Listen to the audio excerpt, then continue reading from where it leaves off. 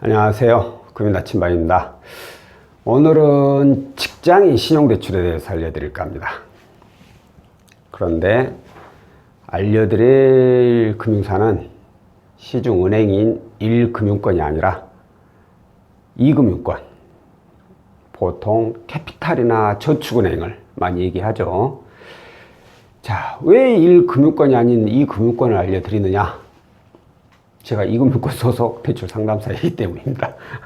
그리고 참고로 시중 은행에서 대출이 되시는 분들은 절대 2금융권 이용하시면 안 됩니다. 제가 이렇게 상담을 받다 보면 은행의 대출 같은 경우에는 요즘 인터넷으로 많이 좀 간편화되긴 했지만 그래도 어찌됐든 은행에 방문을 해야 되는 경우가 상당히 많아요. 그러다 보니까 시간이 안 난다는 이유로, 아니면 은행 같은 경우에는 복잡한 서류들 이것 때문에 불편하다, 늦다, 이런 이유로 그냥 잠깐 이용한다는 생각으로 은행이 아닌 2금융권을 이용하게 됩니다. 자, 그러면 그래요. 은행에서 충분히 이용할 수 있는 자격 조건임에도 불구하고 잠깐 이용한다는 생각으로 2금융권을 이용했다 쳐요.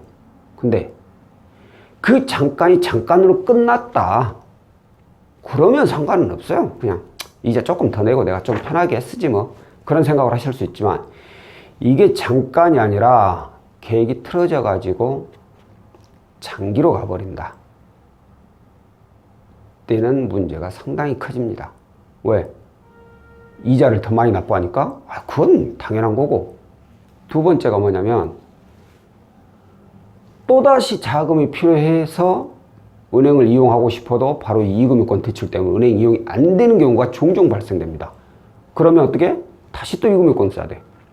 그 다음에 또 돈 필요하면 또 2금융권 써야 되고, 이렇게 해서 결국은 고금리 대출, 은행권의 저금리로 이용할 수 있었던 분이 잠깐의 편리함 때문에 고금리 대출만 이용하게 되죠. 그러면 어느 순간부터는 빚의 늪이란 게 빠져가지고 빚의 늪에 빠져서 더 이상 헤쳐나올 수 없는 그런 상황이 돼버립니다. 다시 한번 말씀드리지만, 아무리 불편하고 복잡하고 바쁘다는 이유로 은행이 아닌 2금융권부터 이용을 한다는 건 자기 자신을 곧 빚의 늪에 빠뜨린다는 생각을 꼭 염두에 두시고, 잠깐 이용한다고 하더라도 꼭 은행부터 이용을 하시고요. 자, 그리고 나서 은행에서 이렇게 대출을 다 이용했는데 또 돈이 필요해. 그런데 은행에서 더 이상 대출 안 해줘. 그럼 이제 어쩔 수 없죠. 당장 그 자금이 필요한데, 그러면 이제 2금융권을 이용하게 되는데, 자, 아까도 말씀드렸듯이 2금융권이라고 하면은 보통 저희가 캐피탈, 그리고 저축은행에 대출을 많이 이용하게 되죠. 이 외에 2금융권은 많습니다. 보험사도 있고, 카드사도 있고, 동네 신협 새마을금고도 있고, 많이 써요. 어떻게 보면 캐피탈이나 저축은행보다 이자가 더 낮은 곳이에요. 다시 한번요. 보험사, 신협이나 새마을금고, 이런 데는 캐피탈이나 저축은행보다 이자가 더 낮은 곳입니다. 같은 2금융권이긴 하지만 이왕에 이용할 수 있다면 그쪽에서 이용하는 게 좋아요. 근데 왜 그쪽은 제가 소개를 해드리지 않냐면, 그곳은 상담사를 따로 두질 않아요. 무조건 인터넷, 보험사 같은 경우는 대부분 인터넷이고, 신협새마을금고는 무조건 방문을 해야 돼요. 그렇기 때문에 그곳의 상품은 저희가 상담사들이 취급을 하지 않기 때문에 가이드에 대해서 제대로 파악이 된 것도 아니고, 그리고 확실하다는 보장을 못하기 때문에 말씀드리기는 어렵고, 다만 오늘은 이 캐피탈하고 저축은행 금융사에 대한 직장인 신용대출 자격조건에 대해서 알려드리도록 하겠습니다. 자, 말 그대로 직장인 신용대출이에요. 직장인이라면 일단 4대 보험이 적용이 돼야 됩니다. 4대 보험이 적용되지 않는 직장인도 많이 있죠, 아직은. 근데 그분들이라고 해서 이걸 이용을 못하는 건 아니에요. 못하는 거 아닌데, 아무래도 통장 기록만 가지고 하다 보니까, 급여받는 통장 기록만 하다 보니까 이게 조금은 조작을 할 수 있어요. 그래서 금융사에서도 그 통장 급여액을 곧이곧대로 믿지는 않습니다. 그러다 보니까 그 내용을 바탕으로 하지만 대출 나갈 때는 좀 금리가 4대 보험이 적용되는 부분보다 금리가 높게 형성이 돼버려요. 그러니까 가능한 무조건 4대 보험이 적용이 되는 그런 사업장에서 근무하시는 게 좋고요. 자, 그 다음 이제 재직기간이 또 이게 중요한데, 재직기간의 경우 보통 뭐 재직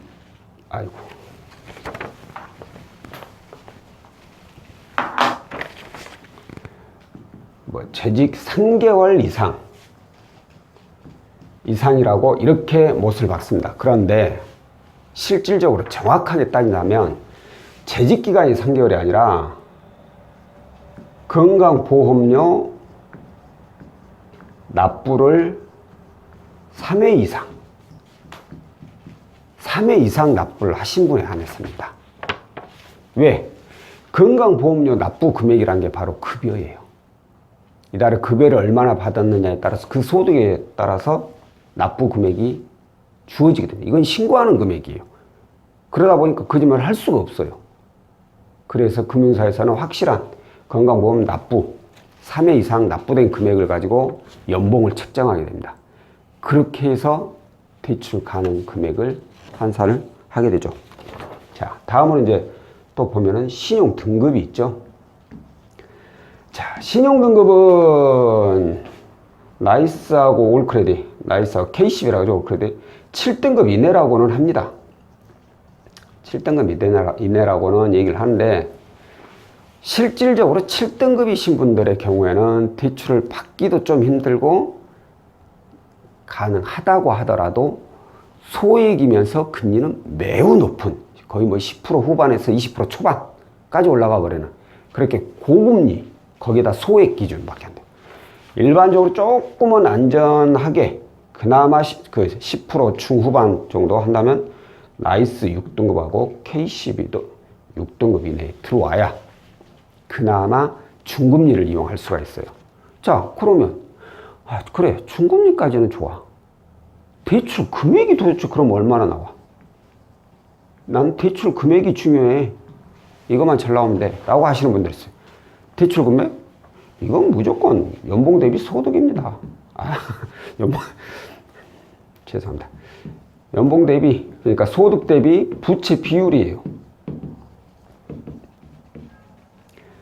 이전에 DTI라고 했죠. 지금은 DSR 적용하는 것도 많이 있는데, 얼마나 내가 소득이 되고 거기에 매달 얼마나, 대출이 얼마가 있어가지고 매달 얼마나 대출금으로 빠져나가는지, 이게 중요한 겁니다.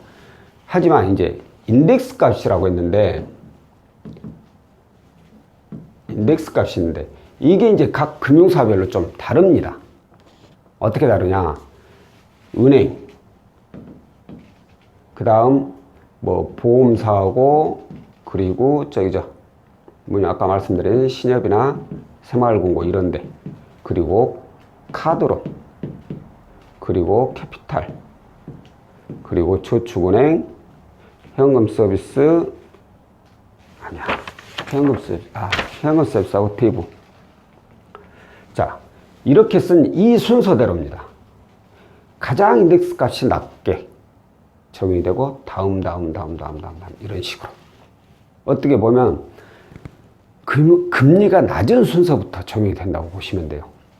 그러니까 은행 경우에 예를 들어서 연봉이 3천이신 분이 은행 대출만 3천이 있다. 그런데 돈이 더 필요해. 연봉 대비 100% 이용하고 있기 때문에 은행에서 더 이상 안 나올 확률이 굉장히 높죠. 그리고 또 안 나왔어, 예를 들어서. 그래서 캐피탈이나 저축은행에 대출 신청해. 이런 분들의 경우에는 거의 뭐 3천까지도 가능할 수 있습니다. 100%. 그런데 이게 은행이 아니라, 예를 들어서 은행이 아니라 카드론 플러스 현금 서비스 해가지고 3천이다. 이건 안 나왔고, 예를 들어가지고 이래버리면 얼마까지 되냐? 현금 서비스 비중이 얼마나 되냐가 중요해. 현금 서비스 예를 들어서 뭐 2천 있고 카드론 뭐 1,000만 원 있다. 그러면 아예 안 돼버려요. 현금 서비스가 인덱스 굉장히 높습니다. 대부하고 똑같아요. 대부 업체하고. 그만큼 현금 서비스를 굉장히 안 좋아합니다. 금융사에서는. 저 역시도 현금 서비스 많이 쓰신 분들 굉장히 안 좋아합니다. 안 나오는 경우가 굉장히 많아요.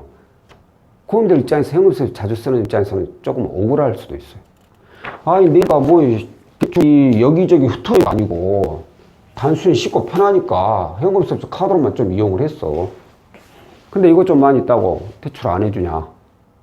그래요. 근데 현금 서비스 자주 이용하시는 분들, 특히 돌려막기 하시는 분들, 본인 신용등급 보시면 등급 적으신 분이 한 분도 없습니다. 대부분 6등급, 7등급 이렇게 납니다. 왜? 현금 서비스나 카드로는 그 가능 한도 내에서 몇 번이 이용을 할 수가 있어요. 예를 들어서 현금 서비스가 100만 원이다. 5만 원이 됐든 10만 원이 됐든 100만 원이 될 때까지 한 달 내내 뽑을 수 있어요. 그럼 뭐가 문제냐면 바로 그 현금 서비스를 이용할 때마다 신규 대출이 발생이 된다는 거예요. 카드론도 마찬가지고 그 신규 대출이 발생되면서 계속해서 등급은 떨어지게 되죠. 거기다가 현금 서비스는 더 안 좋은 게 카드론의 경우에는 카드론이 좀 많아서 어렵겠네. 아, 그래요? 그럼 어떻게 해서 이걸 먼저 상환을 하고 등급을 좀 올린 후에 대출을 이용해도 되겠네요 라고 얘기할 수 있는데 문제는 이 현금 서비스는 상환해도 그 기록이 6개월을 남습니다. 당장에 등급은 올라갑니다.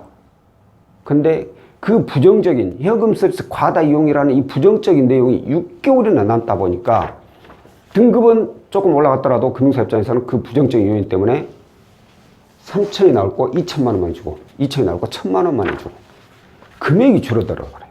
거기다가 금리도 좀 더 높게 형성이 되고.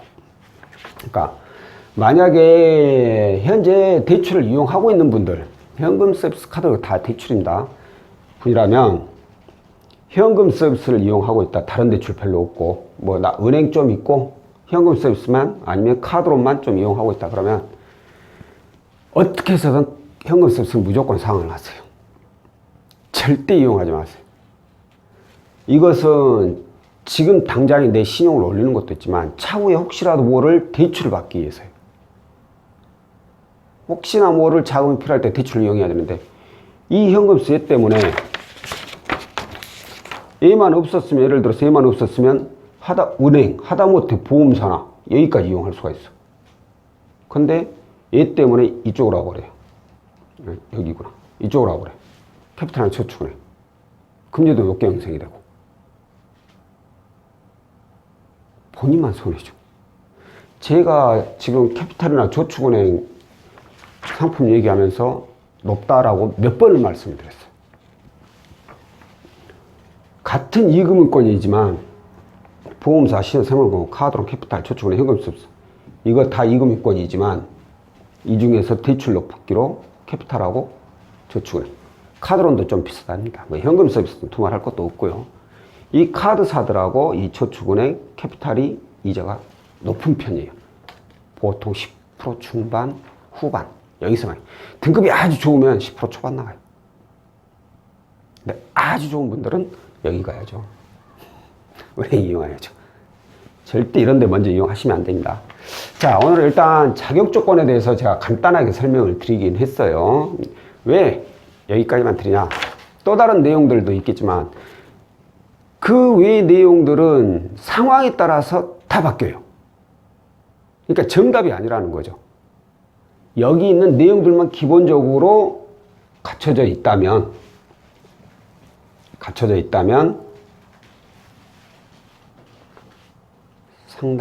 대출 받는 가능성이 훨씬 더 높다라는 거예요. 자, 다시 한번 말씀드립니다.